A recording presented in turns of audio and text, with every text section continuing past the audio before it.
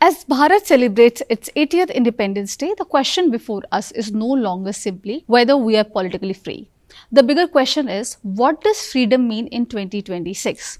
Is freedom merely the right to reject, rebel and resist? Or is the freedom to abuse, disrupt and destroy? Is our understanding of independence increasingly being shaped by reels, algorithms and influencers? Or does real freedom also mean responsibility? The ability to question, reform, create, contribute and build. This is the central theme of the August 23 Independence Day special of Organizer, whose cover asks us to distinguish between independence real versus real. And through this special issue, we look at Bharat's youth, the recent Jantar Mantar protest, RSS Sarsanghchalak Dr. Mohan Bhagwat's dialogue with Gen Z, technological sovereignty, women's empowerment, sporting role of models, UPI agriculture and much more. I am Sonam Singh and you are watching Organiser This Week. So let us begin. This week's cover story begins with a very important distinction. Bharat has one of the largest youth population in the world. The issue notes that more than 800 million Bharatiyas are below the age of 35, yet only a few thousand participating in the recent Cockroach Janata Party-led Jantar Mantar protest. This distinction matters because questioning the system does not make a young person anti-national. Demanding transparency in examination does not make a student anti-national. Protesting against a paper leak does not make someone anti-national. But what happens when a legitimate protest is hijacked? What happens when a movement for educational reform turns into stone pelting, abuse, political sloganeering and violence? And where exactly is the line between democratic dissent and what Dr. B.R. Ambedkar famously called the grammar of anarchy? The cover story revisits precisely this question through the recent interaction between RSS Sarsanghchalak, Dr. Mohan Bhagwat and young people in Mumbai. Dr. Bhagwat's message was that protest has a legitimate place in democracy, but dialogue must ultimately lead forward a solution. The article reminds readers of Ambedkar's own history of agitation, from the Mahad Satyagraha of 1927 demanding equal access to water to the Kalaram Mandir entry Satyagraha of 1930. Ambedkar demonstrated that protest could be forceful while remaining centered on a defined social objective. And this brings us to the fundamental argument of this issue. Young Bharat must question, young Bharat must demand accountability, but young Bharat must also understand who is attempting to shape its anger. In this week's editorial by Organiser Editor Prafulla Ketkar, he examines how the meaning of independence itself is changing in the age of algorithms. Today, technology does not merely show us information, algorithms increasingly decide what we watch, what becomes viral, whom we admire and sometimes even whom we hate. The editorial argues that a new model of resist, rebel, reject is being promoted through sections of real culture, presenting permanent rebellion as a defining characteristic of an entire generation. But is that really Gen Z? What about the young entrepreneurs building startups? What about the scientists, athletes, innovators and social workers? What about young Bharatiyas who visit mandirs and participate in Kawad Yatras while simultaneously using the newest technology? What about those young women entering education, science and high-end technological fields? The editorial says that these young people are also Gen Z and perhaps far more representative of Bharat's youth than the loudest faces promoted by social media algorithms. The editorial therefore offers an alternate 3R formula, not resist, reject, rebel, but receive, revisit and rebuild. Because freedom, it says, is not the absence of restraint or a license to do anything. Freedom is the ability to make responsible and conscious choices. And after achieving political independence in 1947, Bharat's next battle is for technological sovereignty, cultural confidence and intellectual decolonization. Another important article comes from J. Nandakumar, the national convener of Pragya Prabha, who looks at a moment when Dr. Mohan Bhagwat's Mumbai interaction that went viral. The Sarsanghchalak picked up the Gen Z phrase and gesture, clock it. But behind that light moment was a deeper story. How does the head of a 100-year-old organization communicate with teenagers? The article says that the answer lies in the history of RSS itself. The Sangh began with young boys brought together by Dr. Keshav Baliram Hedgewarji.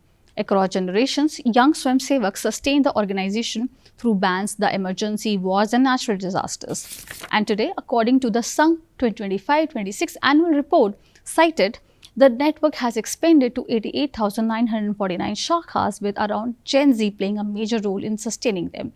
The point is very simple. Youth are not outsiders who need to be lectured. They are participants in the national journey. RSS Sah Sarkarevaha Atul Ji meanwhile writes and takes a detailed look at the CJP agitation. He examines its chronology, methodology, support network, experiments, and ideological framework. According to the article, Abhijit Dipke launched the movement before coming to Bharat. An agitation held on June 7 did not receive the expected response. Attempts were then made in different cities before a sit-in began at Jantar Mantar on June 20th. After which the nature of the movement gradually changed. The article then says what it describes as alternative politics and ideological framework aimed at challenging established institutions and eroding people's trust in systems such as judiciary, election commission, police, and of course administration. It describes this as the idea of subversion of democracy through democratic means, which is using the freedoms guaranteed by democracy itself to weaken confidence in the democratic institutions. But the article's conclusion is equally significant. The answer to ideological manipulation cannot merely be condemnation. Young people have to be reached out with the values of patriotism, service, and national thought. Dr. Anindya Bandyopadhyay takes the argument further through the Bharatiya tradition of Shastrat. A protest, he writes, is itself a difficult form of dialogue, but dialogue requires an objective. In Shastrat, there is a Purva Paksha, the opposing argument, and Uttara Paksha, the counter argument. The objective is not simply to humiliate the opponent, it is to arrive closer to the truth through intellectual churning. This becomes particularly important in the social media age where algorithms reward anger and instant gratification. Dr. Bhagwat's message to Gen Z, the article says, is therefore to replace aggressive real models with constructive role models. Mukul Kanitkar, Akhil Bharatiya Prachar Toli Sadasya of the RSS, approaches the youth question from another direction, faith and responsibility. His argument is that distrust has become pervasive. A failure by a few individuals is quickly presented as evidence that an entire institution is corrupt. Young people consequently begin believing that every institutional route is useless and that the street is the only place where change can happen. But system can be corrected. The transformation requires patience, self-discipline, responsibility, and sustained effort. As the title puts in, change begins with responsibility. Former parliamentarian Dr. Vinay Sahasrabudhe widens the lens beyond the Bharat. From Bangladesh to other countries, Gen Z movements have demonstrated an extraordinary ability to mobilize through short videos, memes, social media platforms, and encrypted communication. Governments can fall, political equations can change, but does the underlying frustration disappear? That is the question posed by the article. Are young people creating lasting institutional change or climbing one political ladder only to slide down another snake? The lesson is that neither dismissing young protests nor romanticizing every mobilization as a revolution will help us understand the phenomenon. And this brings us to another form of independence. Bharat may have achieved political sovereignty in 1947, but do we possess technological sovereignty? Sujit Mishra's article begins with Bharat's extraordinary journey from the challenges of the early decades after independence to indigenous vaccines, space technology, and digital public infrastructure. During COVID-19, Bharat manufactured vaccines domestically and supplied them to other countries. But the pandemic also demonstrated how foreign control over crucial supply chains can create vulnerabilities. The same question now extends to software, semiconductors, and social media algorithms. As the article asks, in effect, if another country controls the algorithm deciding what millions of Bharatiya read every morning, how complete is our technological independence? And there is already one remarkable example of what technological sovereignty can achieve, which is UPI. In July 2026 alone, the article says UPI handled 23.6 billion transactions worth rupees 29.8 crore. That is why the next frontier of Atmanirbharta may not be simply chip or ship take, but from hardware to platforms, algorithms, and digital ecosystem. Filmmaker Mayank Jain examines perhaps the most controversial political symbol of the recent protest, the cockroach. Political movements have always relied on symbols. The broom became associated with Arvind Kejriwal's politics, but the cockroach, the article says, deliberately invokes something different, which is survival combined with disgust and provocation. Most importantly, Jain rejects the attempt to equate the symbol with an entire generation. Bharat's IT revolution, innovation ecosystem, and rise in artificial intelligence are being driven in large measure by young Indians. There is nothing cockroach is like about them, is the thrust of the argument. Another article asks perhaps the most important question of all. How can legitimate anger remain democratic, constructive, and rooted in nation building? The answer offered is to distinguish between agitation from awakening. Agitation asks, whom should I oppose? Awakening asks, what is true?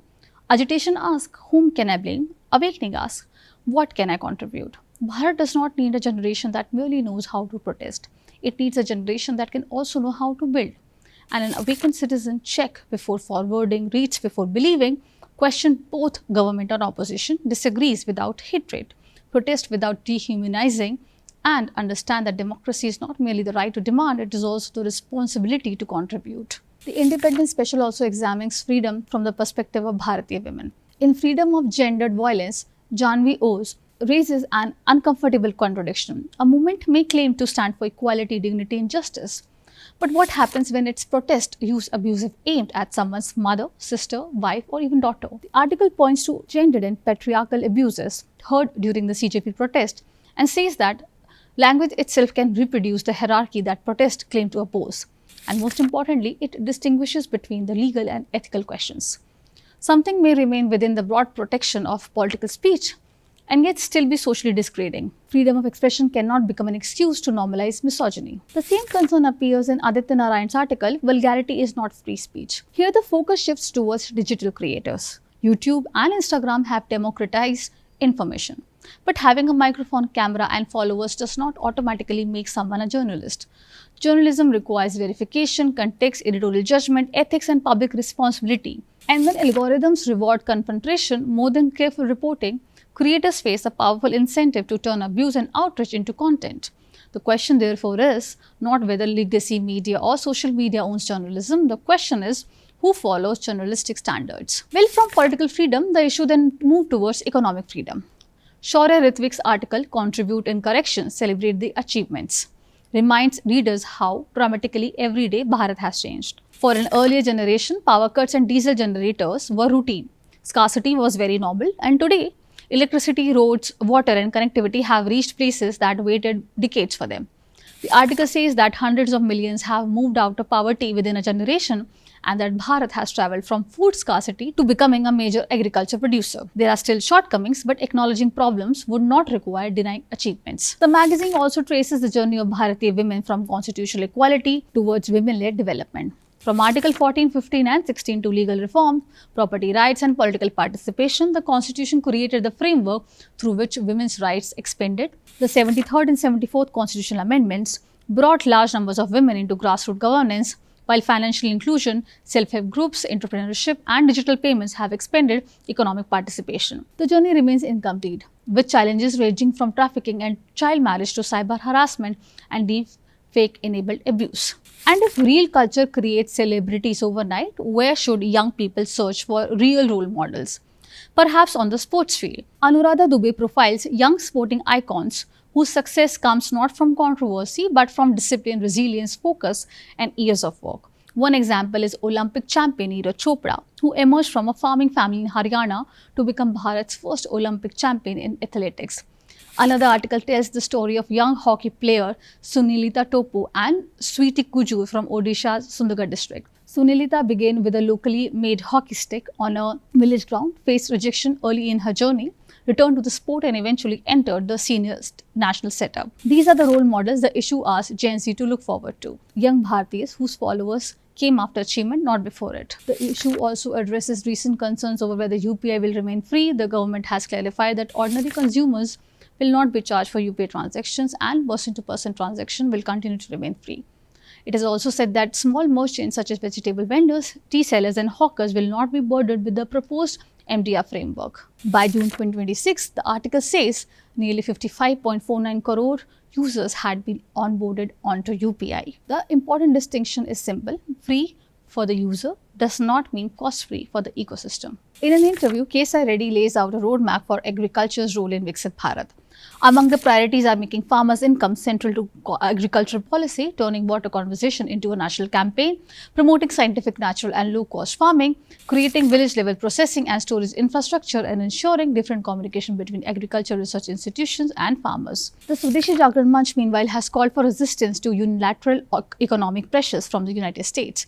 Reacting to proposed American tariff measures linked to countries purchasing Russian oils, the SJM argues that Bharat's energy procurement must remain a sovereign decision. It calls for US-India trade negotiations to be conducted on the basis of equality, reciprocity and mutual respect. In our news roundup, a Jheri village in Madhya Pradesh's Rajgarh district, already known for Sanskrit conversation, is emerging as a model of village development.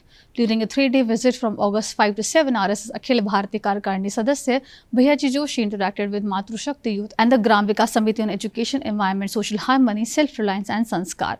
His message was that the family is the first school of a child's development and the values children receive at home ultimately help shape society and the nation. The issue also reports that the selection process for the full-time Chief Executive Officer of Sri Ram Janmabhoomi Tirtha Kshetra has reached its final stage, with interviews of 16 shortlisted candidates conducted in Ayodhya on 11th August and 12th of August. So as Bharat celebrates another Independence Day, perhaps the most important question is not simply, are we free? The question is, what are we doing with that freedom? Are we using technology or allowing technology to use us? Are we questioning institutions to improve them or destroying trust without offering an alternative? Are we choosing role models because of what they have achieved or because an algorithm placed them on our screens? And are we turning the enormous energy of Bharat's youth into permanent outrage or into national reconstruction? Political independence was won by generations that sacrificed everything. The challenge before this generation is different: to secure technological independence, to strengthen economic sovereignty, to protect cultural confidence, to demand accountability while accepting responsibility, and above all, to ensure that Bharat's young minds remain free not merely from political domination, but also from manipulation. Perhaps that is the difference between real independence and the real independence. Not resist, reject, rebel, but receive, revisit, rebuild. And with that, we come to the end of this Independence Day special edition of Organiser this week. Do read the August 23 issue of Organiser for those stories, interviews and analysis in detail. I am Sonam Singh. Thank you so much for watching.